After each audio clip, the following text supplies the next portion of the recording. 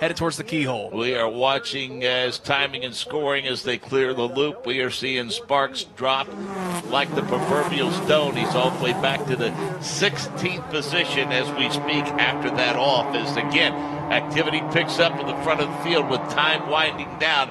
Rieger engaged in a pretty good battle. Yeah, and then a bit of rear bumper flaring off of that 87 machine of Celine Roland as they fight tooth and nail for the second position. Meanwhile, here comes Robert Noaker. He's going to pop to the outside mark. He's going to take the lead headed to the S's. That is a textbook pass, no matter the form of racing, going down into that turn. Meanwhile, Rieger, Roland, and others going side by side as they work their way through 4, 5, and 6. Robert Stout trying to get back to the front. He's involved in that side-by-side battle. You're not going to see any other series this weekend go side-by-side like those drivers just did all the way through the S's. It's a two-car breakaway up front for Noaker and Palermo. Then Rieger, the points leader, holds down that third spot, but he's got his hands full with Robert Stout in fourth, Roland in fifth, Oxner and Bernacchi having great runs at sixth and seventh as those 5 cars pack up through Thunder Valley. Our good friend Mo Murray would be absolutely pounding on your head and shoulders right now. Oh my God. Mo Murray is somewhere in California watching this race right now, probably pulling his hair out and knocking his cereal off the counter, because if he's not Robert Noaker's biggest advocate, I don't know who is. And this is incredible to watch. This is fun racing. Most importantly, he just sets the fastest, well, I'm sorry, that's the notification that he's the new race leader, but he is out front. The 14-year-old driving in car number 13 is leading. Guys like Hernan Palermo, who's a legacy MX-5 Cup driver, Nico Rieger, the driver out of Houston, your championship point leader, Robert Stout, who's raced everything from winged sprint cars to road course cars, and Celine Roland, round 2 winner. So Robert Noaker is showing some of the best how to do it here with just a few minutes left in Mid-Ohio, guys. This is fantastic. I'm liking what Luke Oxner in that 77 is doing, Nick. I mean, he's been awfully patient. Looks like he might be ready to set up Roland as they head toward turn 4. Yeah, I'm not sure Oxner's going to have enough time with under 5 minutes to get that car all the way up to the lead, but you mentioned he's been super racy, charging, looking for the top 5. Boy, Roland throws a big block on Stout, headed towards the S's, and then hugs the back bumper of Rieger. Oxner's going to try to use that inside line to get around Stout. That's not going to work. And then all of a sudden, there's Thomas Bernacchi sitting in the 7th position mark. I think kind of thinking, waiting for these guys to make a mistake because he may be able to pounce and pick up a couple of lead positions. So Roland might hear from race control because that move actually started when Oxner started to make that move. He moved to the outside of the racetrack to shut the door and then made the abrupt move back to the bottom of the racetrack to stop those that were charging from behind him. So we'll see if indeed race control has an issue with that move as we reach the 4-minute mark. And right now, he's looking very strong, talking about the 14-year-old Robert Noaker. Yeah, so impressive as he makes his way out of the carousel. Palermo's not letting him get away, but that gap has stayed at a couple car lengths, enough to at least hold off the challenge for now here at Mid-Ohio. Going to be interesting, though, Mark, as they slug it out for 4th with Stout jumping to the inside of Roland. That's allowed Nico Rieger to kind of gap that group.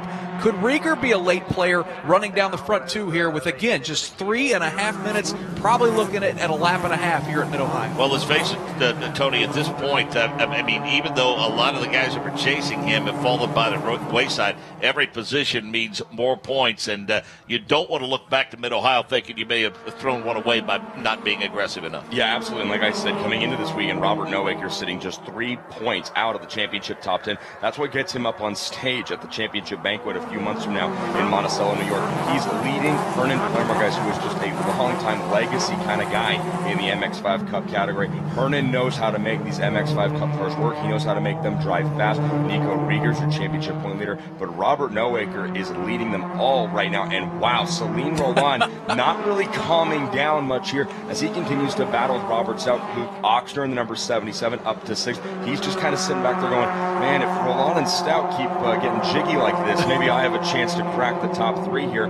But it's a good battle. That's the one you're watching right now, 4th, 5th, 6th, and 7th. But wow, Robert Noaker, you can't say enough about him. As Oxner now puts a move on Celine Roland and gets around. Interesting note about Luke Oxner, guys, he's the only MX-5 Cup car out there with heated rims, in case you were wondering. I'll tell you, for guys that are out on the course calling it, we do like the fact that there's a little bit of flair to that race car because it certainly makes the ID quicker when you're watching it from a long distance away, no doubt about it. Nico Rieger just set the fastest lap of this race, and you can visually see it on the racetrack as this battle for the lead that was a 2-horse race has now become 3, as Robert Noaker holding on over Hernan Palermo, and now Nico Rieger has joined the fight with under 2 minutes to go here at Mid-Ohio. Rieger all over the back bumper of Palermo as they make their way out of the keyhole, Mark.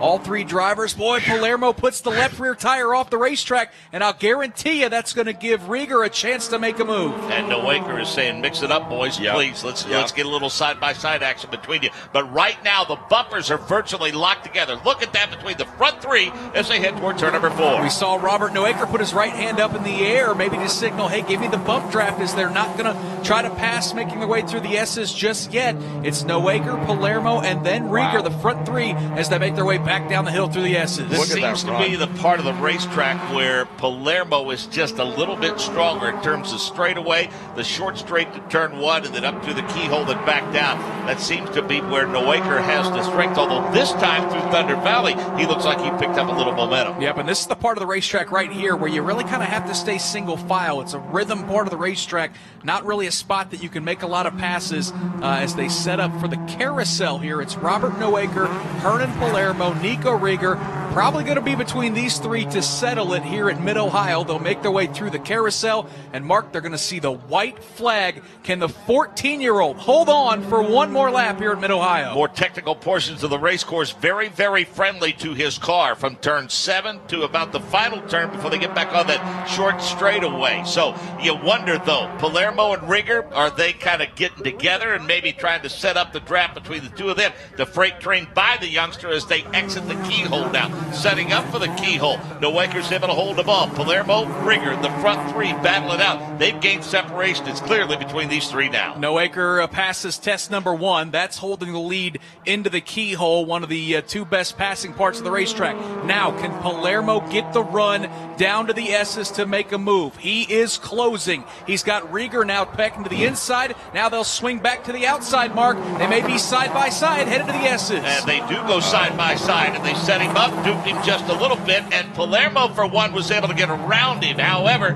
third place running Rieger not able to do it just yet as that front 3 continues to battle through Thunder Valley. Now can Robert Noaker kind of regather it here on the second half of this final lap? He is right there. Will he give Hernan Palermo the bumper? About a foot or 2 separating those 2 cars as they make their way down through Thunder Valley, Mark. Just a couple corners to go here at Mid-Ohio. Can the 14-year-old pull it off? Will Nico Rieger be content to let them battle it out? Oh, he lost a little grip. The leader did, Palermo, and it looks like Noaker's going to be able to take advantage. He loses grip again, slides off the final turn. He and the second and third place running car made contact off the final turn. Checkered flag is in the air, and the 14-year-old is going to win at Donnybrook over the last 4 or 5 turns and get the victory lane. That was absolutely incredible. Noaker got right up on the rear bumper of Palermo. I couldn't tell if there was contact or if Palermo just drove it a little too hard setting up for the carousel, but there was no doubt about it, Mark. That car stepped out on him. Robert Noaker took advantage. Our points leader, Nico Rieger, slips all the way back to 8th, so there's another variable. But Tony, what can you say about this 14-year-old? Robert Noaker picks up his first win and the Battery Tender Global MX-5 Cup presented by BF Goodrich Tires in absolutely thrilling fashion. You know, when the white flag flew, we had a great shot right there, and you'll see it again on the broadcast. They were super tight on Noaker as he came through turn number 2, and you could see those white gloves. His hands were quiet, guys. If you were a driver coach, that's exactly what you'd want to see out of Noaker. His hands were so quiet, so smooth on the steering wheel. I think we might get a chance at seeing the incident coming to the checkered flag here. It sounds like we might be taking a look at it, but Noaker drove a phenomenal final lap. Hernan Palermo set up a great pass, as you guys called it, but wow, you can't say enough about how calm Robert Noaker was during that final half of the last lap. As you speculate, Nick, there might have been contact there, or it may have just been a point where you're late in the race.